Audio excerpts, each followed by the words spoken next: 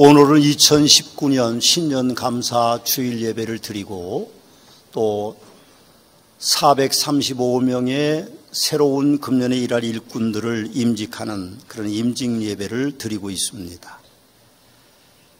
우리가 모두 하나 돼서 오직 하나님의 영광을 위하여서 2019년은 믿음을 세우는 해가 되도록 서로 협력하고 서로 사랑하기를 주님의 이름으로 부탁의 말씀을 드립니다. 저는 2019년 주일 예배를 히브리서를 통하여서 48번 설교를 계획하고 있습니다. 사랑하는 성도 여러분, 설교자인 저를 위해서 여러분들이 매일매일 기도해 주셔야 됩니다. 아무리 믿음이 없는 사람도 하루에 3번은 기도할 것이다. 저는 그렇게 믿고 있습니다. 아침 식사, 점심 식사, 저녁 식사. 그럴 때 한 번만이라도 저를 위해서, 특별히 저의 설교를 위해서 기도해 주십시오. 저를 위해 기도하는 것은 저의 유익뿐만 아니라 여러분들에게도 유익이 됩니다. 제가 하나님의 말씀을 잘 증거해야 여러분들이 영혼이 살찌고 여러분들이 삶의 풍요로움이 임하기 때문에 제가 설교 잘 할 수 있도록 적어도 하루에 한 번은 제 이름을 불러가면서 제 설교를 위해서 기도해 주시기를 부탁의 말씀을 드립니다. 저는 2019년 히브리서를 살펴보므로 48번 정도의 설교를 통하여서 여러분들과 저의 믿음이 세워지는 놀라운 축복의 한 해가 될 줄로 믿고 있습니다. 성도님들의 기도 후원 없이는 제가 은혜로운 설교를 할 수 없다는 사실을 인지하시고 저를 위해서 또 한 해 동안 그동안에 그래 오셨던 것처럼 기도해 주시기를 다시 한번 부탁의 말씀을 드립니다. 우리가 살펴보는 히브리서는 저자를 알 수가 없습니다. 연대도 정확하게 알 수도 없고 장소도 알 수 없습니다. 그러나 다른 신약 성경의 서신서들과는 조금 다르게 매우 뛰어난 헬라어 문체와 양식으로 쓰여졌다고 합니다. 그래서 유대교 사상을 온전히 가진 그리스도인이, 특별히 헬라어에 능통한 그런 그리스도인이 아마도 기록한 책이 아닐까 그렇게 생각합니다. 우리가 이 히브리서를 통해서 보면 유대교인들에 대한 그런 서신이기 때문에, 그렇게 보낸 설교나 서신이기 때문에 어떤 면에서는 이 히브리서는 유대교에 대한 기독교의 변증서라고 그렇게 볼 수 있습니다. 다른 서신서와 다르게 내용의 형식을 보면 편지라고 하기는 조금 무리가 있습니다. 누가 썼는지, 누가 또 어떤 평안을 빌었는지, 다른 서신서와 다르게 누가 받아보는지에 대한 내용이 없습니다. 그래서 어떤 학자들은 이것은 설교라 그렇게 표현하는 분들도 있습니다. 그런 연유로 유대인이면서 로마의 시민권자로서 어쩌면 유창한 헬라어를 할 수 있는 사람, 성경에는 많은 사람이 있을 수 있겠지만 유독히 사도 바울을 많이 꼽고 있기 때문에 어떤 학자들은 사도 바울의 저자라고, 사도 바울이 저자라고 그렇게 말하고 있습니다만 히브리서 안에는 누가 썼는지에 대한 기록이 없습니다. 여러분, 우리가 누가 썼던 그런 건 그렇게 중요한 게 아니죠. 사람의 이름이 중요한 게 아니라 히브리서에 담겨져 있는 그 메시지를 통해서 보면 유대인들, 율법에 속해 있는 유대인들이 예수 그리스도를 발견할 수 있고 그분만을 온전히 오직 예수만을 따라가기 위해 쓰여진 그런 책이라고 볼 수 있습니다. 이 수신자들은 흩어져 있는 유대인들, 디아스포라라고 하는, 그러니까 본토를 떠나서 외국에 나가서 생활하는 흩어져 있는 유대인들을 위해서 그렇게 보내신 서신이다. 우리가 그렇게 보면 되겠습니다. 사실 그 당대의 디아스포라라고 하는 흩어져 있는 유대인들은, 특별히 유대인 그리스도인들은 어려운 시대를 살아가고 있었습니다. 많은 유대교 사람들이 그리스도인들을 이방인 취급해서 유대인의 무리에 껴주지도 않았고, 또 당대에는 로마의 황제의 핍박이 시작되는 시기였기 때문에 이중고난을 겪는, 신앙을 지키기 매우 어려운 배교를 하는 많은 사람들이 있는 사람들의 배교를 막기 위해서 히브리서를 썼다고 생각합니다. 그래서 히브리서 10장 32절에 보면 이런 말씀이 있습니다. 전날에 너희가 빚을 받은 후에 고난의 큰 싸움을 견디어낸 것을 생각하라.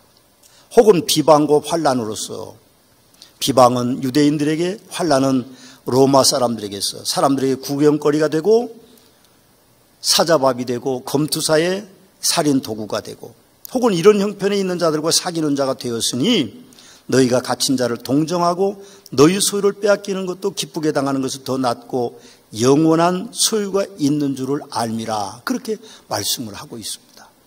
흩어져 있는 유대인들, 그중에 그리스도인들이 많은 어려움 속에 있으나 그들의 믿음을 지키기 위해서 히브리서가 쓰여졌고 보내졌다는 것을 우리는 기억해야 될 것입니다. 히브리서는 구약으로부터 출발하여 예수 그리스도가 메시아이신 것을 1절부터 증명하고 있습니다.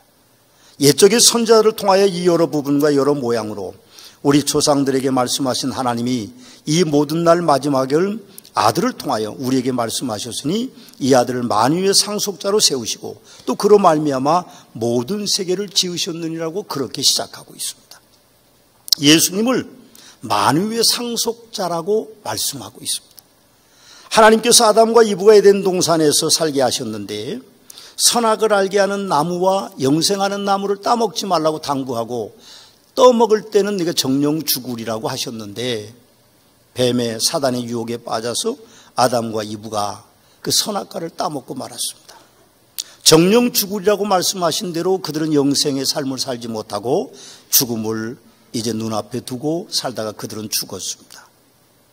하나님의 언약을 거역하여 선악과를 따먹었으므로 그들은 반드시 하나님의 형상의 자리에서 쫓겨날 수밖에 없었죠. 파괴된 것이죠. 그래서 그들은 이제 영생하는 존재, 만물의 영장의 존재가 아닌 타락한 존재가 되었을 때에 하나님은 그들에게 양심을 주셨습니다. 가죽옷을 지어 입히시고 하나님께서 그들에게 양심을 주셔서 무엇이 옳은지 무엇이 그른지에 대한 평가를 할 수 있도록 했지만 사람들은 선악을 구분하려고 하지도 않았습니다.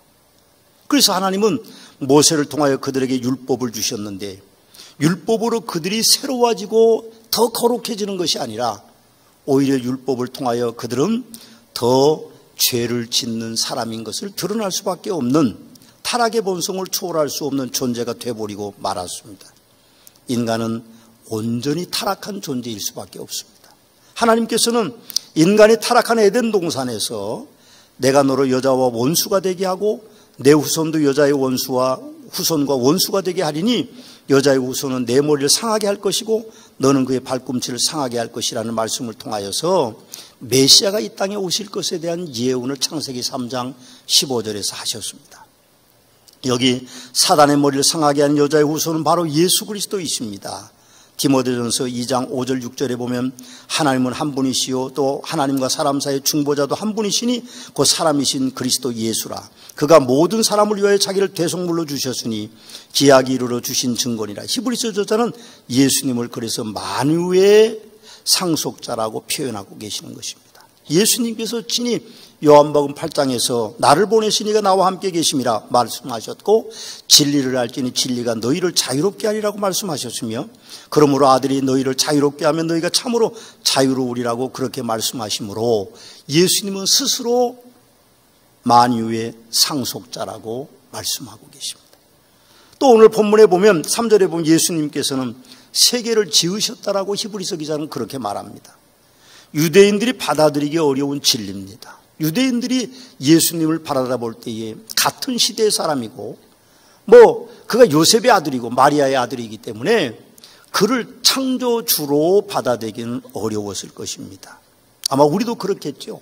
지금 이 시대에 예수님이 이제 초림해서 오셨다면 우리의 사촌이고 또 우리 형제고 우리의 이웃이고 우리의 동생이고 우리의 형일 수 있다면 어떻게 그분을 메시아로 받아들일 수 있었겠습니까? 그래서 유대인들은 예수님이 창조주라고 하는 것에 대해서 그들은 받아들이기가 어려웠을 것입니다.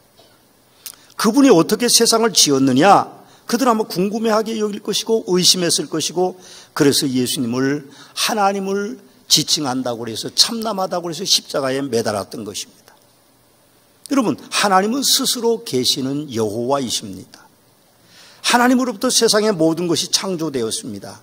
그분이 빛이라 있으라 하니 빛이 있었고 물 가운데 궁창이 있으라 하니 궁창이 있었고 천하물이 한 곳에 모이니 뭇들이 드러나라고 했더니 그렇게 되었고 하늘의 궁창에 광명체가 있어 밤과 낮을 나누게 했더니 그렇게 되었고 물에는 생물들이 번성케 하고 하늘에는 궁창에는 새가 나르라고 했더니 생명체들이 있었습니다.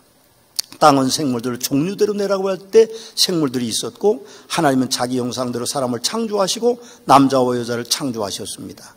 구원받은 사람들에게는 당연히 예수님이 하나님이시기 때문에 창조주라고 믿지만 유대인들은 그렇게 받아들이기는 어려웠을 것입니다. 그래서 유대인 그리스도인들에게 혹은 유대인들에게 예수님이 세상을 지었다고 오늘 그렇게 말씀하고 계시는 것입니다. 또 3절에 보면 예수님을 하나님의 영광의 광채시라고 그렇게 히브리서 기자는 가르쳐주고 있습니다. 만물이 하나님이신 예수님께로부터 나왔으니 당연히 예수님은 영광의 광채시고 우리 구원받은 우리 편에서 보면 두 분 하나님보다는 예수님 때문에 우리가 구원받고 그분이 우리의 모든 죄를 대신 지시고 십자가에 돌아가셨기 때문에 우리는 그분이 하나님의 가운데 가장 중요한 분으로 하나님의 영광이라고 광채시라고 믿을 수밖에 없는 것이 진리인 것이죠. 유대인들이 예수님을 하나님이라고 믿었다면 예수님을 참남하다고 해 십자가에 못 박지는 않았을 것입니다. 하나님은 세 분이십니다. 성부 하나님, 성자 하나님, 성령 하나님 세 분이신데 이 세 분이 한 분 하나님으로 불릴 때가 있고 세 분 하나님으로 각각 불리워질 때가 있고 한 분 하나님으로 역사하실 때가 있고 세 분 하나님으로 각각 다르게 역사하실 수도 있습니다. 이것을 기독교에서는 삼위일체라고 트리니티라고 그렇게 이야기합니다. 이 삼위일체의 하나님, 유대인들은 삼위일체 하나님을 믿기가 어려웠을 것입니다.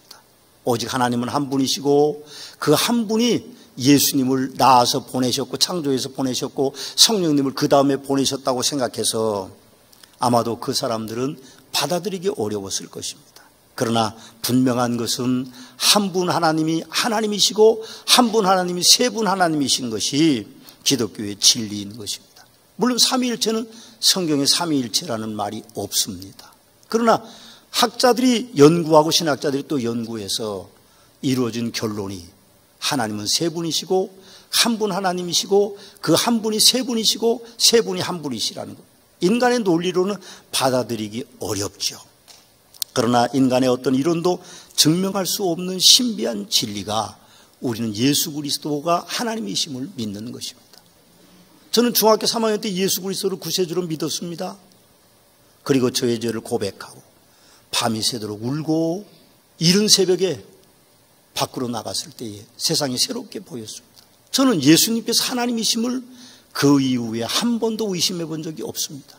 나의 죄 때문에 그분이 돌아가셨고 그분이 천국에 오르셨고 나의 죄를 사해 주셨고 다시 이 땅에 오실 것을 한 번도 저는 의심해 본 적이 없습니다. 이 진리는 오직 성령님으로만 받아들일 수 있는 것이죠. 여러분이 세상의 어떤 이론도 어떤 학자도 증명할 수 없는 신비한 진리를 우리는 예수 그리스도를 믿음으로 받아들이게 되는 것입니다. 그래서 오늘 3절에는 하나님의 본체의 형상이라고도 그렇게 표현하고 계십니다. 아멘이십니다. 예수님은 하나님이십니다. 아멘. 또 3절에 보면 예수님을 만물을 붙드시는 분이라고 표현하고 있습니다. 세상을 보존하시는 하나님이라고 예수님을 표현하고 있는 것이죠. 하나님께서는 세상을 창조하시고 하나님의 섭리와 하나님이 세우신 자연법칙으로 운영하고 계십니다. 이 세상에 어떤 일도 하나님의 섭리가 아닌 것이 없고 어떤 일도 자연법칙에 어긋남이 없습니다. 기적과 이적은 하나님의 섭리로 자연법칙이 깨트려지는 것일 뿐입니다. 그러나 예수님은 하나님의 섭리나 자연법칙을 초월하시어서 동정녀의 몸에서 나셨고 그리고 이 땅에 하나님으로 인간의 육신을 입고 오셨고 죽은 자 가운데 첫 열매가 되셔서 살아 일어나셨고 그리고 죽지 않고 다시 하늘에 오르셔서 이 땅을 다시 오시는 만물을 붙드시는 분으로 오늘 히브리서 기자는 설명하고 있음을 봅니다. 그렇습니다. 우리는 주님 앞에 늘 기도합니다. 우리의 삶이 어떨지 우리는 한 치 앞도 내다보지 못하고 살지만 주님께서 우리의 삶의 주인이 되시고 그분이 우리의 삶을 이끌어 가시는 귀한 분인 것을 우리가 고백하고 그분을 의지하고 있습니다.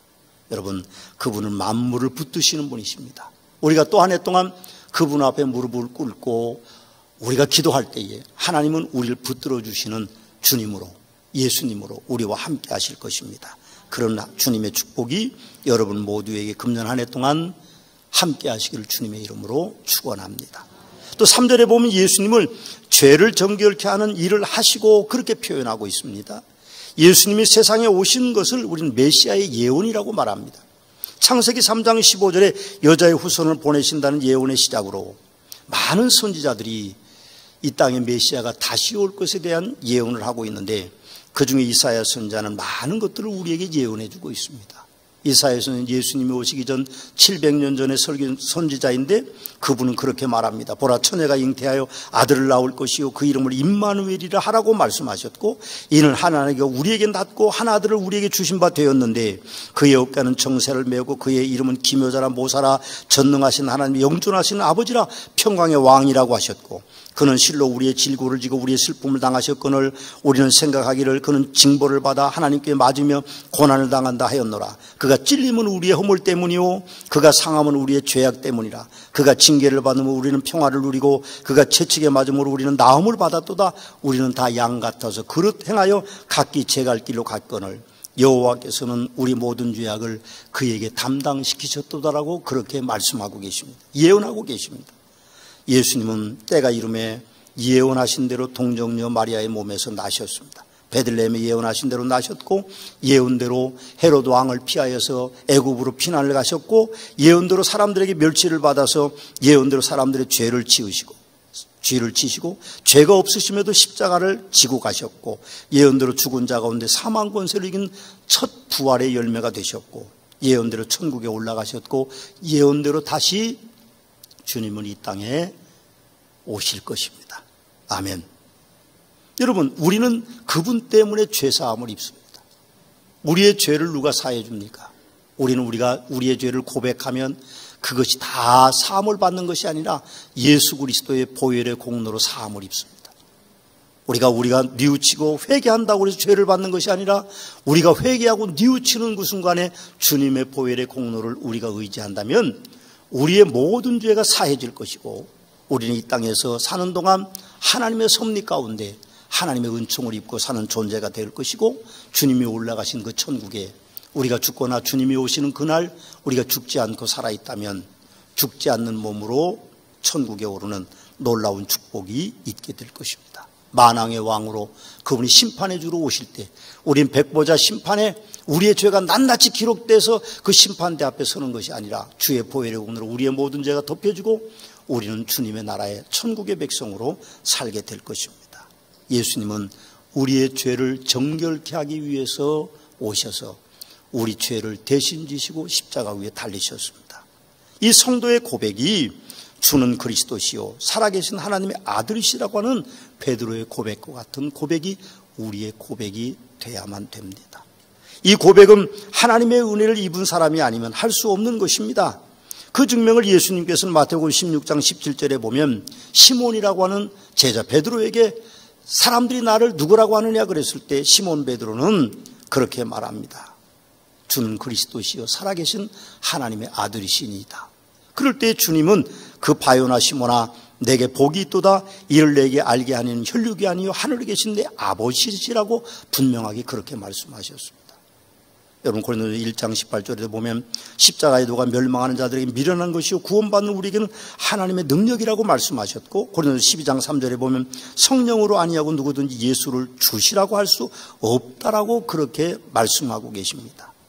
저도 중학교 3학년 때 예수 그리스도를 구세주로 고백했습니다. 제가 뭘 알아서, 뭘 진리를 깨달아서, 누가 얼마나 좋은 설교를 해서 제가 예수를 구세주로 받아들인 것이 아니라 성령님이 제 속에 오셨을 때에 모든 것들이 진리로 받아들여서 저는 엎드려 눈물로 회개하면서 예수를 그리스도시고 그분이 나의 구세주이시고 내가 그분을 평생 따르겠다고 그렇게 다짐하는 기도로 그분 앞에 영광을 돌린 기억이 있습니다. 여러분 성령으로 아니하고는 누구든지 예수를 주시라고 할 수 없습니다. 여러분들도 그런 경험이 있으실 것입니다. 아마 아직 그런 경험이 없으신 분들은 성령님 내 속에 들어오셔서 내가 예수를 구세주로 좀 이해하고 또 믿고 그렇게 받아들일 수 있도록 해주시라고 간곡히 기도해야 될 것입니다. 성령으로 아니하고는 누구도 천국에 들어갈 사람은 없기 때문에 그렇습니다. 저는 히브리서 첫 부분을 묵상하면서 히브리서 저자가 누구인지는 모르지만 그분이야말로 성령으로 아니하고는 누구든지 예수를 주시라고 할 수 없는 진리를 증명하시는 분이라는 생각이 들었습니다. 이 히브리서가 어떤 학자들은 약 AD 64년경에 쓰여졌다고 말합니다. 정확하게 알 수 없지만 많은 차이가 나야 20년 아니면 10년 정도 차이가 날 것입니다. 그때는 성경도 없었습니다. 우리가 가지고 있는 신약 성경이 없고 구약 성경만 있었고 우리가 가지고 있는 성경이 있고 다만 마태복음, 마가복음, 누가복음, 요한복음 혹은 요한계시록 같은 단편의 어떤 기록들만이 사람들이 쓰여져서 회람되거나 사람들이 필사해서 회람되는 그렇기 때문에 그 성경을 가질 수 있는 그런 사람들이 없었습니다. 그럼에도 불구하고 우리는 히브리서를 살펴볼 것입니다만 얼마나 그렇게 하나님의 뜻을 정확하게 예수 그리스도에 대해서 우리의 그 정보를 얼마나 진리를 가득히 가르쳐주고 있는지 우리는 모를 정도로 이 히브리서는 위대한 서신입니다. 아무리 위대한 학자라 할지라도 히브리서처럼 위대한 하나님의 말씀의 복음을 쓸 수 있는 학자는 지구상에 없습니다. 여러분, 이 아들을 만유의 상속자로 세우시고 그로 말미암아 모든 세계를 지으셨느니라. 이는 하나님의 영광의 광채시고 그 본체의 형상이시라. 그 능력의 말씀으로 지극히 붙드시며 죄를 정결케 하는 일을 하시고 높은 곳에 계신 지극히 크신 이의 우편에 앉으셨느니라. 이 놀라운 진리, 이것은 그야말로 성령님이 가르쳐 주신 것이 아니면 쓸 수도 읽을 수도 읽어서 이해할 수도 없는 위대한 진리인 것입니다. 마지막으로는 이 히브리서 기자는 예수님이 크신 이의 우편에 앉았다 그렇게 표현합니다. 천국에 오르셨다는 말이죠. 하나님 우편에 앉으셨습니다. 하나님의 보좌에 앉으신 예수님의 그 우월함에 대한 이야기를 하고 계십니다. 요한 사도는 천국에 계신 그 크신 이의 우편에 앉은 예수님을 천국에 올랐을 때 보고 우리에게 이렇게 전합니다.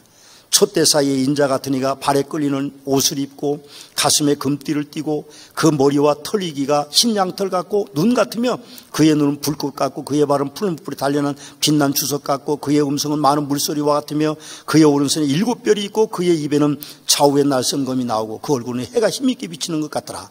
내가 또 보니 보좌와 네 생물과 장로들 사이에 한 어린 양이 서 있는데 일찍 죽임을 당한 것 같더라. 그에게 7뿔과 7 눈이 있으니 이 눈은 온 땅에 보내심을 받은 하나님의 7 영이더라.